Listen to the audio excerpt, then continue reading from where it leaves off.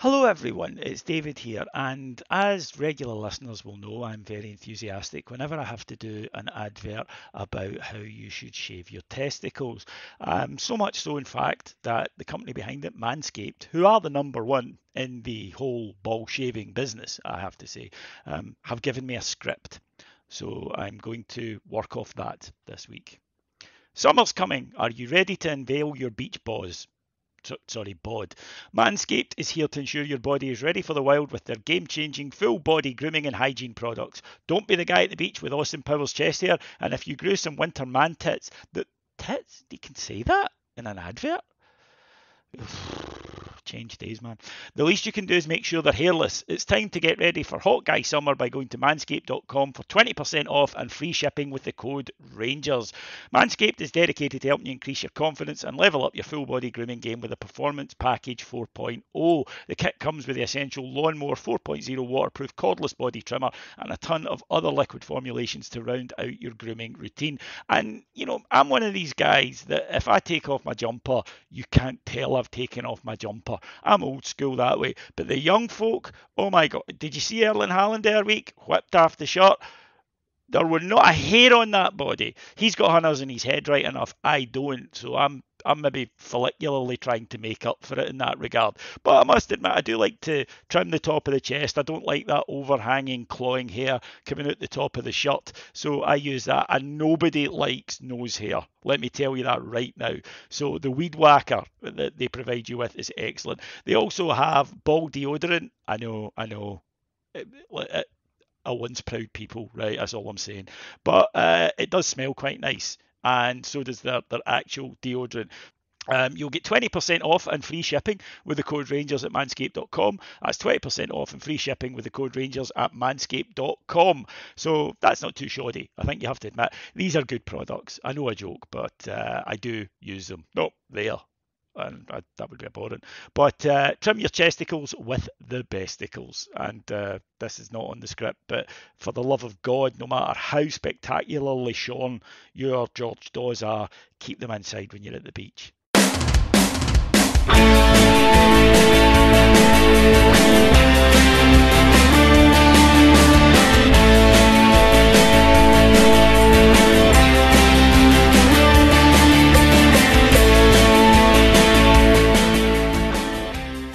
Hello, everyone, and welcome to Heart and Hand, the Rangers podcast. My name is David Edgar. I am your host, although I am suffering from the lurgy this week. But after, let's be honest, another game where Rangers don't take enough chances and we know we need to sign players and we know we need to get rid of players.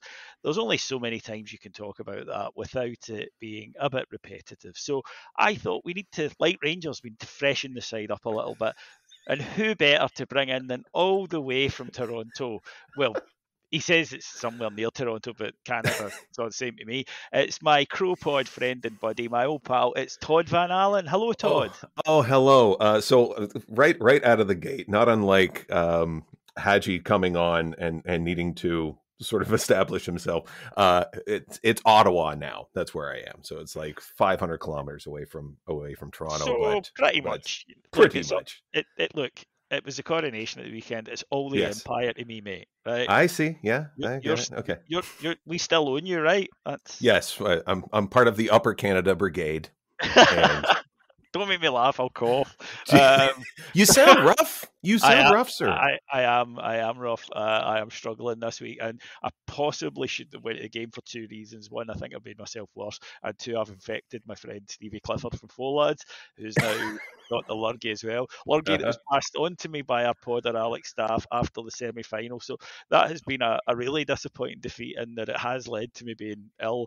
But so Rangers Aberdeen at the weekend. Aberdeen, look, since Barry Robson came in, he's done what anybody should do in that circumstance, where he's just went, right, we're going to go straight into shape and hard work. And they are disciplined, they do work hard, they've had a good run of results, they're confident, and let's face it, they came into the game needing it a bit more than us. But a comment from Michael Beale after the match, Todd, he said, I sometimes think we're the most wasteful team in front of goal that I've ever seen. Yeah. And It's totally true. I mean, like there's Yeah, so many times, and I am like you, where I'm waiting for this refresh. It kind of like really, really looking forward to it. But it also comes with that sense of dread of like, okay, what if we have this rebuild, and what if we bring in isn't the same? Like you watch chance after chance after chance not go in, and it's just our lack of finishing is it's gone past diabolical. comical now. It's now Yeah, expectant, yeah, and and that's what it, hurts. well, at the weekend, and look, I don't think Rangers played great at the weekend, but as has happened so many times this season, when you watch the game back, you think we've made 6 chances, really good. Yeah. We should bury them chances. Hmm. And in the end, as it has happened so often this season, you actually need a moment of brilliance. Your namesake stepping up, and I mean, a wonder goal. I mean, I really don't think, because the game doesn't mean that much, I don't think that we're Hmm. maybe praising this enough, because that is a hard skill. Yeah. The his goal was fantastic, but his work rate Yeah, was great as well. And I will say this, like as much as I worry about the business that we need to do, when you look at the two signings, Raskin and Cantwell, that they've come in, even in a game where we're looking to just see through the season, we know where we're going to end up. It's really just kind of like look for your spot next year. These two just came in, so they know they're guaranteed for next year regardless. But they have yeah, like and they have Raskin's added like something. there was a moment one moment that I think summed him up perfectly is like this ball was going into touch and he scraped right through, did the slide to keep it in. That work rate was fantastic to me. And then Cantwell was just he was all over the place. He was really driving forward and trying to create as much stuff as he could with this kind of like log jam of ineffective strikers in front of him, and it paid off. And the other thing I found interesting about the game was the second we got that goal, it was like we got the fourth goal and saying, here comes the parade of subs, and just Yeah, let's game, just see what happens. end of season. Yeah. And I think, when he came into the press room afterwards, he was, I think, quite angry. Um, Hmm. and there is a conversation to be had if he maybe gives a wee bit too much away in those circumstances. With Gerrard, when he was emotional, he actually went the other way. Hmm. When he was angry, he tended to actually get close-lipped. Oh yeah. But I Like when wonder he if came that, in quiet, you went, oh, dad's mad. yes, Yeah. when he came in quiet, you knew, look, cloud over him. But Bale's a bit like that as well. But he'll tell you why he's angry. And again, Sakala, who's look, let's be honest, right? It's two terrible misses against Celtic, and Hmm. that has, I think, ended for a lot of us. I probably include myself in this. I can hear Andy McGowan say, "Oh, Yeah. numbers," but you can't rely on them when it matters. And No. we don't have anyone at the moment up front that we can rely on when it matters. Yeah. There's no option. There's no option on the bench. It's really kind of it's a really hollow time of the season, like where we're just it reminds me of this is like the dumbest reference, but like in the beginning stages of Major League where they've put Oh, this team I'll together. always take a major league reference. Right. And you're looking at this team, it's just like as soon as they take the field, it's just a heavy sigh. And you're just looking for, I don't know who they need to undress game by game with stickers in the dressing room, but it's too late now. We can leave that for next season. But there are moments of hope in this, and I think that's really all we need to look at. I would say that for seeing McCrory in net for the first time, he did a great job. He did his job, clean slate. When he was called into action, he was pretty effective. Yep, agreed. It shows good signs for the coming season. Um, the defense, hot and cold. Midfield, not bad. We saw flashes with Lundstrom, and it's really, I think, the biggest problem we have right now is not being able to finish. That's our Yeah, problem. and that this is the thing about the. For me, it's a quality issue. Hmm. You can talk about confidence, but we do this a lot. Where even games, I just think I've come on here every week after a home game and went, you have good win, should have scored more goals, Hmm. and th- that's not bad luck. Yep. It's not unfortunate. It's the fact that our strikers now, the manager confirmed that Morelos will be leaving. Mm-hmm. And I just want to talk about, his overall contribution. The manager also said, which didn't get picked up as much, that in a few years people will look at certain players, and he meant Morelos, Mm-hmm. and value his contribution a bit more than they maybe do currently. They'll remember the goals he scored and whatnot. And I do tend to agree with that. I just think that it's like, because he was loved, and Alfredo was loved, and Mm-hmm. is still loved by a lot of Rangers fans, that I think there's just a sadness really that it's ending the way it's ending. Yeah, there's you kind of want. I don't know what sort of crescendo we're looking for. Like, I don't know, like, sort of like how he could go out. Like, maybe he, Hollywood out on his shield, like, yeah, yeah, with trophies and stuff, but it doesn't uh-huh. always work like that in real life.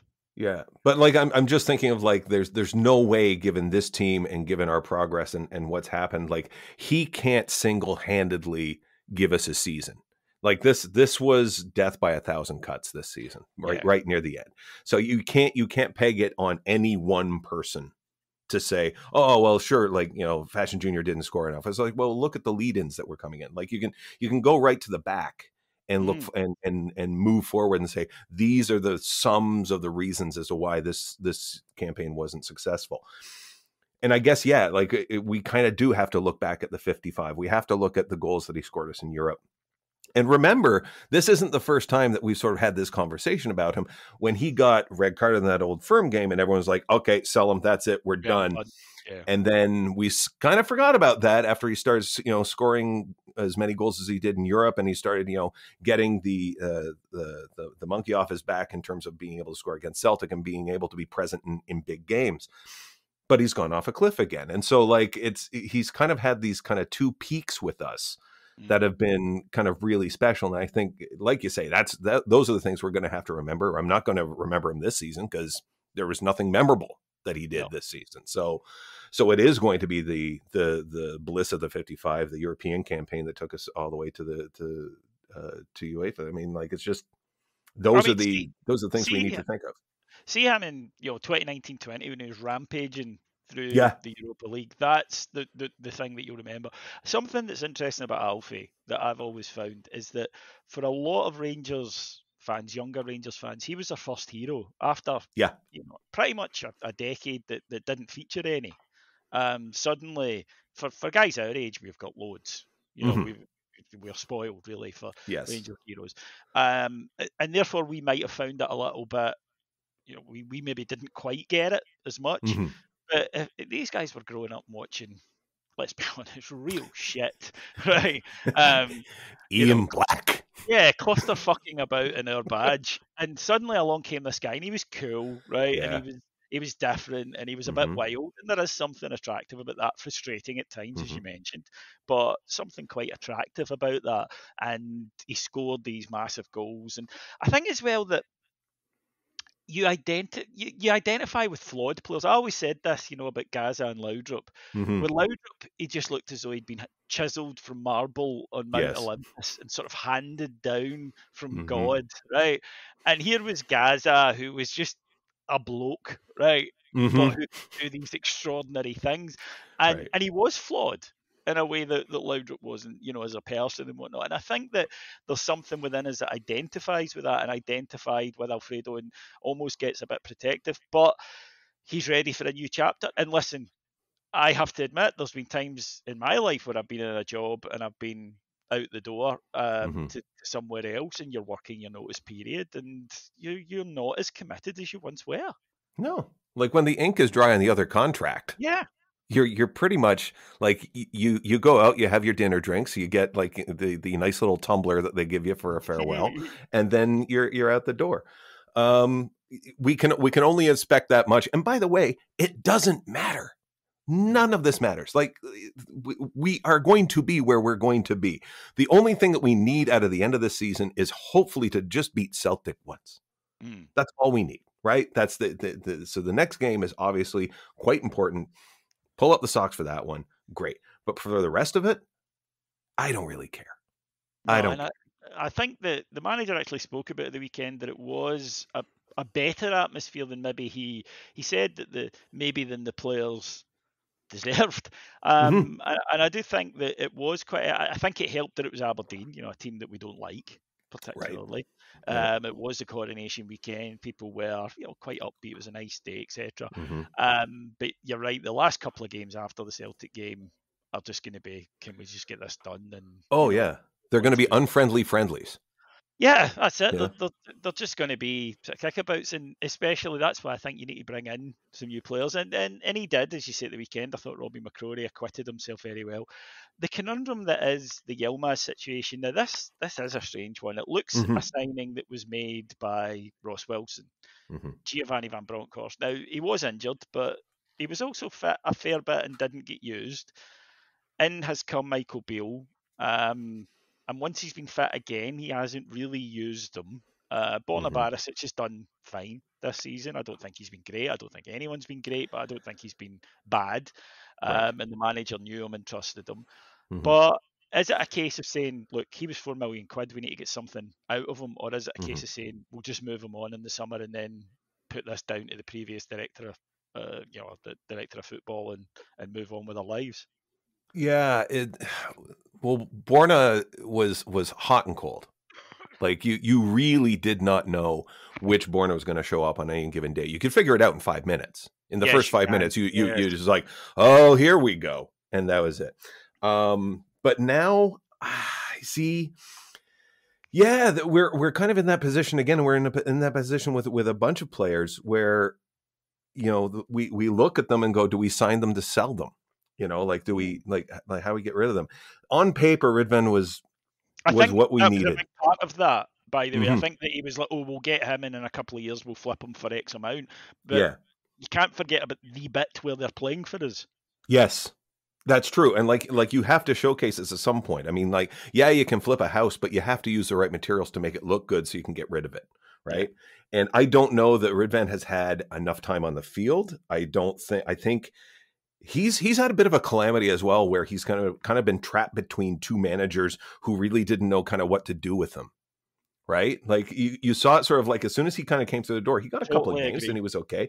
And then suddenly is like, oh, you know what? Barisic is looking good again. Okay, come on back in. So he's kind of like, Dad, what do I do? And so, then the stepfather comes in and he's like, well, I don't know how to deal with this guy now. And so like, it's really, I do feel sorry for him, because for all the potential that he could have, we're not seeing it. And we're probably not going to be able to see it. Like, he has to have like 3 or 4 screamer matches for the end of this. Like if it's down to a, play for your position next year, who knows? He might turn it around. Like, he might look great, but his window of opportunity this season is dwindling. So I don't know. Maybe we're seeing stuff in training. Maybe he's seeing stuff in training that we aren't. I really feel sorry for him. Yeah, that would maybe explain why he wasn't starting, because the manager is obviously going to go on what he's seeing in terms of training and whatnot. And I think there is a trust thing with Barisic there. I just think that there are certain players that I don't expect to be there next season. I don't expect Ben Davis to be there next season. No. I'm 50-50 on Yilmaz. And it's not because I think the manager is desperate to chase them out so much as I can get a fee for him and I can get in someone I really want in that position rather than somebody I'm okay with. And Hadji might go into that category as well, of a player who the manager likes a great deal, but thinks, is he going to play every week? Probably not. Could I get 3-4 million for him? Probably. Therefore, that is a deal that I have to do. And it's weird too. If you want, let's talk about the midfield, because you mentioned Hadji, who is obviously getting curried favor. So's Matondo, and it's weird to have one player in a particular line of position that you don't know what to do with and where it's going to happen. We've got 2 at least, between Hadji and Matondo, that you're like, well, now what do we do? Because we're starting to see, out of necessity and out of like, hey, we paid for these guys, let's see what they have. And again, I think Beale is seeing things in training that he's like, you know what, this might work. We're seeing way more airtime from Matondo. And it hasn't been bad. He's been all right. I mean, right? I think that there is a thing when a player comes in like this that people expect him to go, right, he's going to be brilliant. He's not. He's had a No. terrible year. Confidence is shot. He finally Yeah. gets an opportunity in a side that, as we've mentioned, isn't exactly going hell for leather. Right. Um, I, it's more realistic that he does okay and builds up rather than he just goes in and he flies completely. Hmm. And at the weekend, although he made some mistakes at times, he also put 3 on a plate for Sakala. Yeah. Yeah. Let's not forget that. Like Yeah. this seems to be his bread and butter for his play. Because if you look at the previous times he's played, he has done that role well, which is the setting up of someone to bury it. Now all we need is someone to bury it. Yeah. You know, and that's, we can't put that on him because he's doing his job. He's doing the right thing. It'd be great if he could score them himself, but I don't think he has that in him. I think he's more of a, here, let's set this up. Let's put it on the tee and you can go. But we are dealing with a striking force in quotes that is really kind of impotent at this point. So we need something that's going to, if we need to find someone, I think the job, God, I do not envy Beal here right at all. He has got to figure out not just who the strikers are going to be, but who are the players that are going to be behind him that are going to be able to do the feeding properly. And so there's going to have to be a balance of finding the right kind of striker that can actually finish, but is also going to be able to play in a manner and position themselves in a way so that it's optimal for them to score, but it's also good for the likes of a Hadji, the likes from Matondo, the likes of Cantwell to come in and be able to place the ball down for them and say, this is where it needs to be. So there is so much coordination that needs to go on in the next little while. Plus, you're also going into a market that you don't know what's going to be available. So there's so many things hanging over this right now. I'm a little bit 50-50 on that. Now, Michael Beale has got a very difficult situation in that Rangers are not the top dogs at the moment, and that is a fact. He hasn't been able to lay a glove on Celtic. And I think the other complaints that come up, such as he says too much, I didn't like this or I didn't like that, a lot of that is because we're not better than Celtic, and also because he hasn't laid a glove on them yet. Right. And until he starts demonstrating that he can, then people understandably are going to fear. Now, I think you can put together a case for him. There have been, certain things that have improved, no doubt about it. But the reality at Rangers is you need to be 1 point better than Celtic, and we're not. So until that changes, then everything comes under the microscope a little bit there. But you can kind of flip it round and say, equally, he is going into a summer where, for the first time in a long time, a lot of contracts have expired and freeing up a lot of dead wages, things that we've been paying out but haven't been able to get any use out of. Right. He is going to get a transfer budget that's bigger than we've seen for certainly a few seasons, and also be able to sell some players as well and get that money back as well. And this is big. Yeah. He's in control of the players that he brings in, which hasn't been solely the case at Rangers for a while. We've had the director of football model. He's now in a position to identify the players, and he's spoken about it. He's doing it. He's taking the lead on it. So there is an opportunity there to go out and say, do you know what? I might fail, but I will be able to make my own decisions and therefore stand or fall by them. That hasn't always been the case recently. Yeah. And I can't remember the last manager that we had in place that had that. Who was it, by the way? Gerrard had a lot of power, Yeah. but the budget, I don't think the budget will be comparable to what you're going to see this summer, because I think that there's going to be a fairly big spend anyway. And then you add in the money that will be brought in from players going out. And then finally, even on Bosman's, we're able to operate in a different market because there's a lot of money that has been tied up in, as I say, wages that we didn't get any benefit from that will suddenly be available to spend. So there is opportunity there. Yeah. There is a benefit here as well in that I think Beale has a very strong opportunity to be able to determine what his needs are immediately. So we're going to see, I think, a very tactical spend. I think there's not going to be as much dithering with the, okay, so does this fit our theme, where you've got like another layer on top of the purchasing orders to go, Okay, now we need to consider, what's this going to do in terms of our long-term goals? Like, no, this is it. Like Beal has the wheel right now. So I think he's going to enjoy the tactical aspect of it. I think what he needs to do, and he probably has done this, but like assuredly he needs to figure out what his priorities are. And he's seen that team. He's seen where the defects are. He's seen where we have definite need. He knows which contracts are going out, so he knows where the holes are that need to be filled. This is, I think, going to be a summer of just sit back, get the popcorn, and wait, because it's going to be crazy. Yeah, and I think that's the thing. We'll sign some players in the summer and we'll probably get excited, and I'm bad for that, so I admit to that. Yeah. But you can't tell. You can't even tell really, a few months in about players, because we've all seen players who've gone off like a train and then been useless, and we've all seen players who've started really badly and then grown into the Rangers' career. But I think that under Wilson, it was a big complaint of mine. That's why I was saying that I thought he should go. Is that I thought we kicked down the road so many issues: goalkeeper, midfield, and the fact that we were lining up in a cup final with 9 players who were there 4 years ago. That, to me, that's wasted windows. And I get that there were reasons for it and financial constraints and whatnot, but we didn't move enough players on during that period, and we didn't bring enough players in, and we didn't refresh the side. And now you're having to do it all at once, which isn't ideal. But then equally, if you've got a failing side, and it is a failing side, let's not beat around the bush with that. That's why we're all unhappy. Right.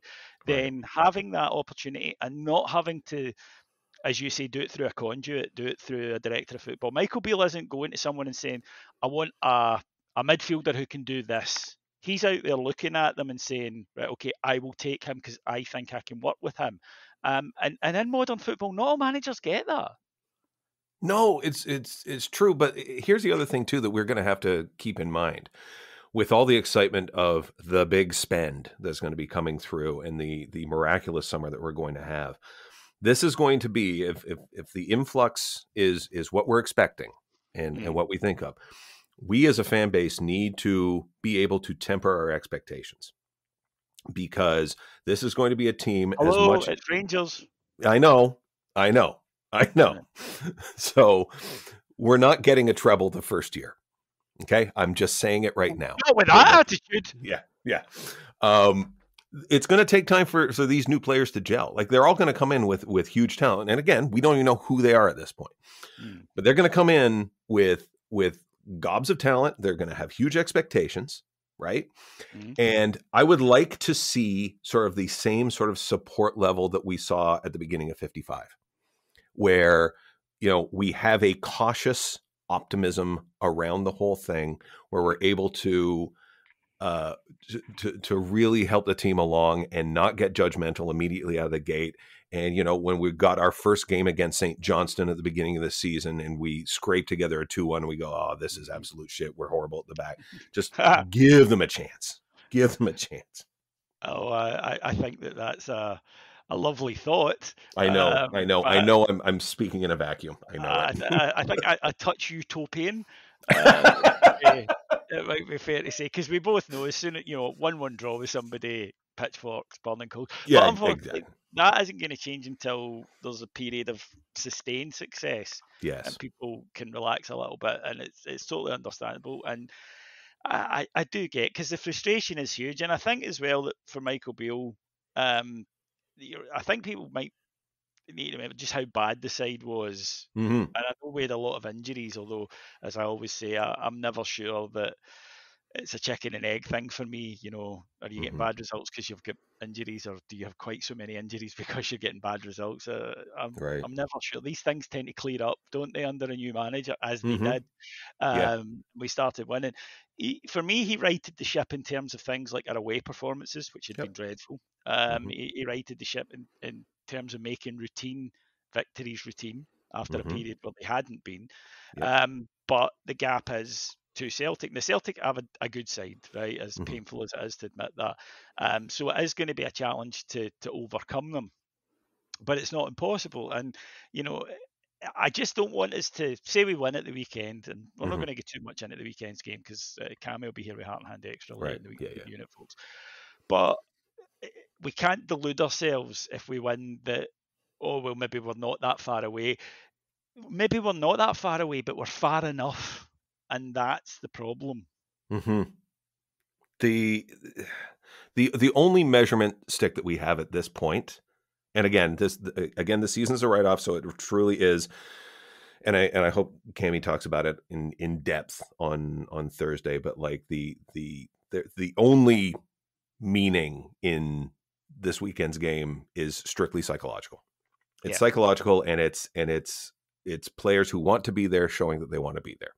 That's all this is. There's, the if we get hump 5-0, cool. Like, well, not cool, but like it means nothing. It means nothing. But equally, if we win 3-0, it doesn't.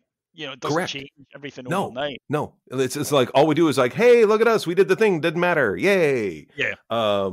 Because all the excuses we formed up. Oh, Celtic played a B team. They already won the league. Who and gives they're a legit.